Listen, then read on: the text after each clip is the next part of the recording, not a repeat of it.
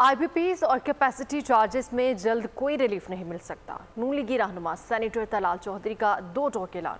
कहा कि आईपीपी से मुआहदे बहुत सोच समझ कर किए गए हैं। अगर इन मुआहदों से पीछे हटेंगे तो बैरूनी सरमायाकारी कैसे आएगी।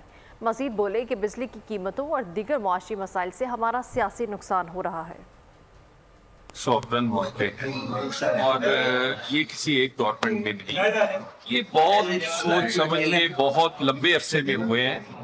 रियासत जो है वो जो अपने मुआहदे होते हैं उनको पूरे करती है और अगली इन्वेस्टमेंट तो नहीं आ सकती जब तक आप पिछले मुआहदे उसे पूरा नहीं करेंगे। बाकी रही उनसे बातचीत या कोई हल निकालना, जितनी हमें जरूरत है सियासतदानों को इस हल निकालने की, क्योंकि हम तो हर घर को जवाब दें और हम समझते हैं कि महंगी बिजली से ना दुकान चल रही है, ना किसी का घर चल रहा है, ना फैक्ट्री चल रही है।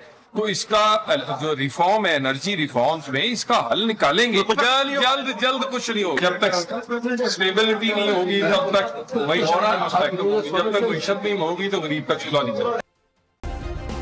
सब्सक्राइब करें और बेल दबाएं ताकि कोई खबर रह न जाए।